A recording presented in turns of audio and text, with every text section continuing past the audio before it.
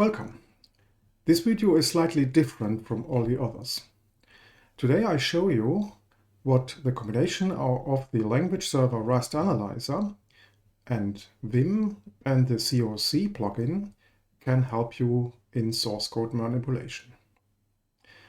I know Vim is not for everybody. I like it and I'm quite efficient with it, but I don't want to take part in any kind of discussions or wars about IDEs. I'm sure other IDEs can do exactly the same and might be much more convenient for you.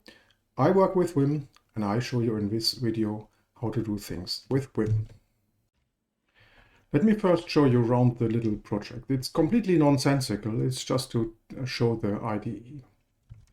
We have the cargo.toml file with a project called project and a single dependency. This is the UUID 7 crate, which we have used before.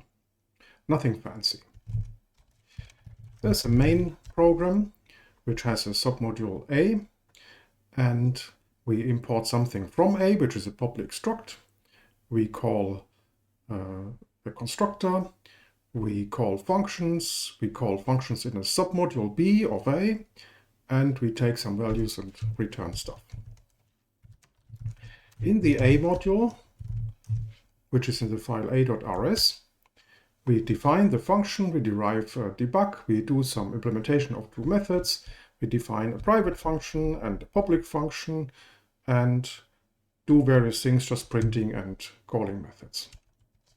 And finally, in the submodule, which is in the directory src.a, we have essentially a single function, but this uses the outside crate dependency and a certain type, and also returns this type.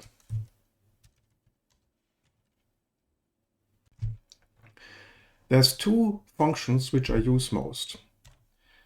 One is if I hover over a declaration of a variable which doesn't mention the type, I hit Shift K, capital K, to see what type it is. I get a pop-up which shows the name of the variable, its type, and typically also size and alignment. This works for each such sled, but it goes further. It can also explain functions. If I hover over this new function and hit Shift K, I see the signature of the function, and quite often when it comes from the library, even some annotation. So for example, if I do this for the print line macro, I see that it's a macro and I see a short instruction for it. If I do it over a method, I see where the method lives, of what type it is a method, and I see the signature of the function. The second most important thing for me is that I can jump to a definition. If I hover over a word, like here a function call, and I hit GD, like go to definition, I immediately jump to the file and the place in the file where this function is defined. Likewise, if I hover over such a type here and I hit GD, I go to the place where this thing is defined.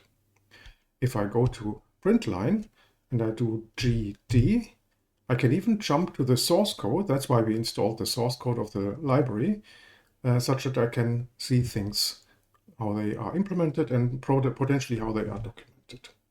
So I can, in my VI, I can just hit Ctrl-O to go back where I came from. That is, I can fetch documentation and signature with Shift-K, and I can jump to definition with GD. If you know only these two things, already then the IDE is a great help for you. But there's lots more.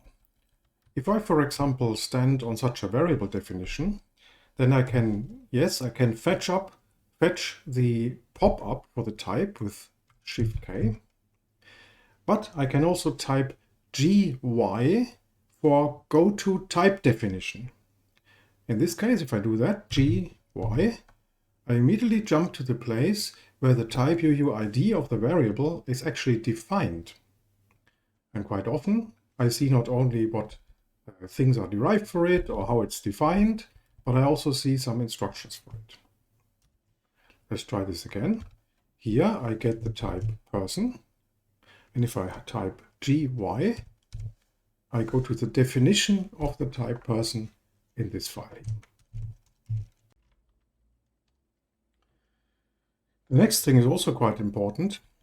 If you stand on some variable, say, and it doesn't matter whether it's a place where you use the variable or where you define it, and you hit GR, you say go to references.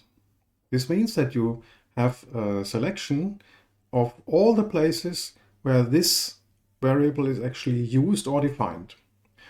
So what happens in VI here is that two more windows show up. In the bottom you see the overview window, and in the middle you see the window which shows the place I have selected in the overview. For example, currently I've selected the first line in the overview, this print UUID, and I see the code snippet around that in this window. If I now hit the down arrow, I move the selection in the overview here one down, and the middle window automatically jumps to this place. And if I hit escape, I can immediately lose the two windows again. So let's practice this again. For example, if I'm sitting down here, I hit GR. I want to see all the places where this is referenced. I'm down here in the place where it's printed, and here in the place where it is defined. Hitting escape brings you back to there. This does not only work for variables, it also works for example, functions. If I hit GR whilst my cursor is hovering over the show, GR, I find three places, it seems. Yeah, three places. One where the function is called here. Here another where it's called, and I can see this is the file. This is probably main. Yeah, it says main. If I hit down arrow, I hit to another place where it's called. And finally, I find the place where it's defined. If I want to actually visit in the editor one of these places, I can just hit enter, and my one window goes to that particular place. But it hasn't forgotten the search I did. I can now use space J and space K to go to the previous or next place. And I can even hit space P to go back to the overview and navigate all the places. And I can hit escape to go to the last place where I started. This is a very powerful navigation, and due to the fact that Rust can be parsed relatively easily and the Rust analyzer implements all these capabilities, it works very reliably. One thing you probably already saw, if I make a mistake and save the file, then it runs in the background to runs the compiler to note the location of the error here, and if I hover over the problem, I see the compiler message. This saves me from running the compiler explicitly and helps quite a lot to fix things very quickly. Like this here. Note that you have to save the file before it actually takes effect, because the language server in the background reads the file on disk, not in the editor. So that's very convenient. The other thing which is nice is that it can do code reformatting. So for example, if my code is all over the place and I want to run Rust format on it, I can just do :format, and the current buffer is totally formatted according to the guidelines with Rust format.